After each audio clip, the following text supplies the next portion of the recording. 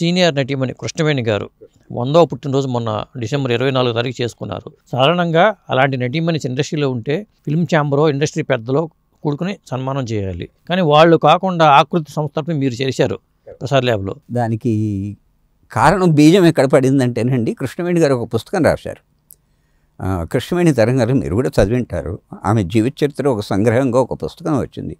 ఆ పుస్తకాన్ని అనురాధ గారు నాకు ఫోన్ చేసి అడిగారు అనమాట, సుధాకర్ ఇట్లా పుస్తకం అమ్మ పేరు మీద వచ్చింది, ఇది రిలీజ్ చేయాలి, ఎవరితో చేస్తే బాగుంటుందంటే, అమ్మ అంతకంటేనా, ఆమె అప్పుడు 97, 98 అది అప్పుడు మినిస్టర్ నిరంజన్ రెడ్డి గారు నాకు క్లోజ్గా పరిచయం కాబట్టి ఆయన దగ్గరికి వెళ్ళి ఆయన ఇంట్లోనే January 1, 2022 అనుకుంటా. సో అక్కడ పుస్తకం అది రిలీజ్ చేసినవారు.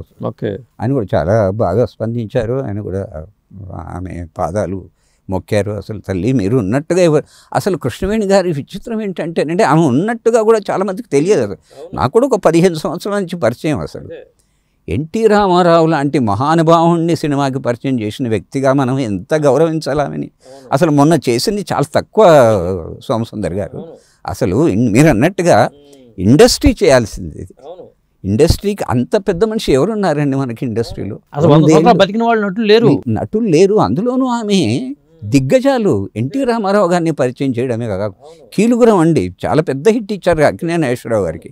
అక్కినేని నాగేశ్వరరావు గారు ఎంత అభిమానించేవారంటే వాళ్ళని, అసలు ఆమెను హెచ్ఎం రెడ్డి అవార్డు ఇస్తున్నాం మనం. ఆ అవార్డుకి ఆమెను ఎంపిక చేసి ఫోన్ చేసినప్పుడు ఆయన జనరల్గా అంత ఈజీగా ఒప్పుకోరండి. అసలు ఫోన్ చేసి ఇలా కృష్ణవేణి గారికి ఇస్తున్నట్టు, ఓ వెరీ గుడ్ సుధాకర్ నేను వస్తున్నాను కార్యక్రమానికి, అంత చాలా ఎక్స్టెంపోర్గా స్పందించారనమాట. చాలా గౌరవం ఉంది ఆమె. కానీ మీరు అన్నట్టుగా ఒక ఇండస్ట్రీ తరఫున చేసింటే మాత్రం చెయ్యాలి కూడా.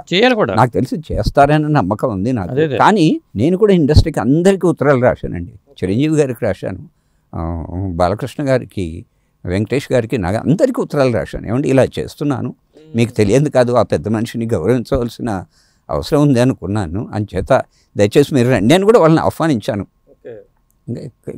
కారణాల వల్ల బహుశా వాళ్ళు బిజీగా ఉంటారు కదా, బహుశా చాలా స్పందించాలండి. నాకు వెంకటేష్ గారు రిప్లై ఇచ్చారు, పవన్ కళ్యాణ్ గారు చాలా మంచి పని చేస్తున్నారు. లేఖలే రాస్తారా ఫోన్ చేయకుండా? నేను లెటర్ రాస్తానండి, ఫోన్ చేయనండి. ఫోన్ చేస్తే వాళ్ళకి ఇబ్బంది. ఉత్తరం అనేది కనీసం మనకు పర్సనల్గా వెళ్ళలేకపోయినా ఉత్తరం అనేది చాలా బాగా పనిచేస్తుంది. నేను ఏ కార్యక్రమానికి ఎవరినైనా అవార్డుకి సెలెక్ట్ చేసుకుని నేను ఫస్ట్ ఉత్తరం రాస్తాను. ఉత్తరం ద్వారా నా అభిప్రాయం వాళ్ళకి తెలియజేస్తాను. ఓకే.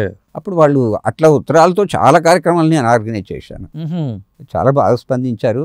అది ఒక అదృష్టం అండి. ఆ మహానుభావురాల్ని 100 అది సరిగ్గా 100వ సంవత్సరంలోకి ఆ రోజే అడుగు పెట్టారు, December 24. అదే రోజు చేయడం నిజంగా అది పూర్వజన్మ సుకృతం సుందర్ గారు. Very very